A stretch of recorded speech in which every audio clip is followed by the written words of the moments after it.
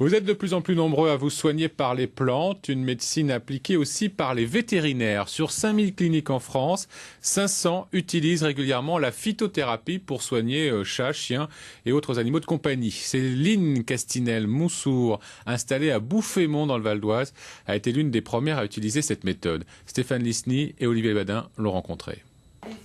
Figaro, jeune matou de 7 mois, souffre depuis sa naissance du coryza, une maladie infectieuse qui touche les voies respiratoires et peut s'avérer mortelle. Le docteur Castinel-Moussour a sa méthode bien à elle pour le remettre sur pattes. Comment soigner ce chat qui a un coryza?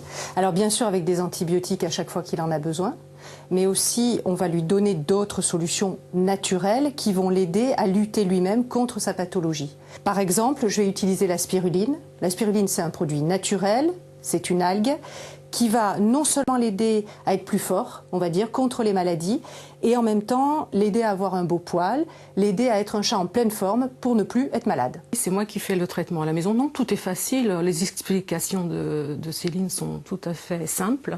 Donc il n'y a plus qu'à appliquer à la maison ce qu'elle a montré dans son cabinet.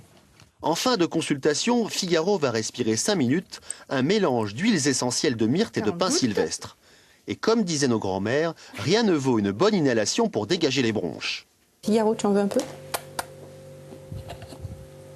Alors bien sûr, on met des choses qu'ils aiment. Et voilà.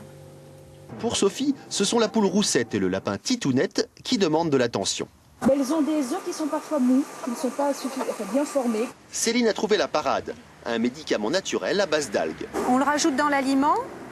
Et comme ça, votre poule va recevoir des minéraux en plus. On devrait avoir une nette amélioration. Après 50 années d'utilisation de molécules de synthèse, les vétérinaires commencent à prescrire des plantes. Un moyen de plus de faire du bien.